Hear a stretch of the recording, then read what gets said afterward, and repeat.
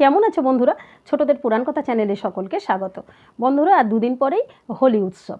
এই হোলি উৎসবে সবাই রঙে রঙে রাঙিয়ে ওঠে। কিন্তু এই হোলি উৎসবের আগের দিনই হয় বুড়ির বাড়ি পোড়ানো বা ন্যাড়া পোড়ানো। এই বুড়ির বাড়ি পোড়ানো বা ন্যাড়া পোড়ানো কী, সেই কাহিনী শোনাবো তোমাদের একটি পৌরাণিক ব্যাখ্যা দিয়ে। এটি একটি পৌরাণিক কাহিনী, কিন্তু এই কাহিনীর মধ্য দিয়ে সামাজিক বার্তাও ঘোষিত হয়েছে। এই বুড়ির বাড়ি পোড়ানোর মধ্য দিয়ে বোঝানো হয় যে সমাজের পাপ, অন্যায়, অত্যাচার সব ধ্বংস হয় এবং পরের দিন সবাই রঙে রঙে রাঙিয়ে ওঠে, মৈত্রী, সৌভ্রাতৃত্ব এবং প্রেমের বন্ধনে আবদ্ধ হয়। এই পৌরাণিক কাহিনীটি হলো হিরণ্যকশিপু, তার বোন হোলিকা এবং তার পুত্র প্রহ্লাদকে নিয়ে। এই হিরণ্যকশিপু প্রবল বিষ্ণু বিদ্বেষী, কিন্তু নিয়তির কি পরিহাস, তার পুত্র প্রহ্লাদ হয়েছে পরম বিষ্ণু ভক্ত। সে বিষ্ণু ছাড়া কিছু বোঝে না, সব সময় বিষ্ণুর নাম করে। কিন্তু হিরণ্যকশিপু তো সেটা সহ্য করতে পারছে না। প্রহ্লাদের মন থেকে বিষ্ণুকে তাড়ানোর জন্য সে নানানভাবে চেষ্টা করতে লাগলো, কিন্তু কিছুতেই প্রহ্লাদের মন থেকে বিষ্ণুকে সে তাড়াতে পারল না। তখন সে প্রহ্লাদকে হত্যা করতে চাইল।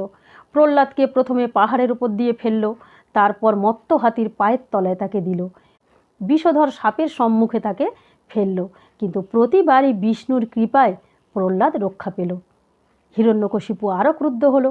সে তখন তার বোন হোলিকার সাহায্য চাইল। এই হোলিকা দেবতাদের কাছ থেকে বরপ্রাপ্ত হয়েছিল যে আগুনে সে দগ্ধ হবে না।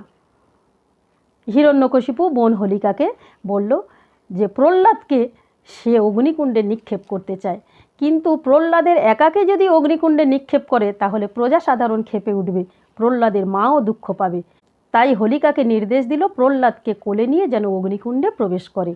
প্রহ্লাদ দগ্ধ হবে, কিন্তু হোলিকার তো কিছু হবে না। কিন্তু বিষ্ণুর কি অসীম লীলা, তিনি হোলিকার কাছ থেকে সেই বরটি হরণ করলেন।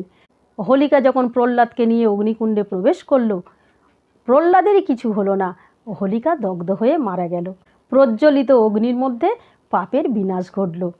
তারপর প্রহ্লাদকে যারা ভালোবাসত তারা রঙে রঙে নিজেরা রাঙিয়ে উঠেছিল, নিজেদের মধ্যে সৌভ্রাতৃত্বের বন্ধন তৈরি করেছিল।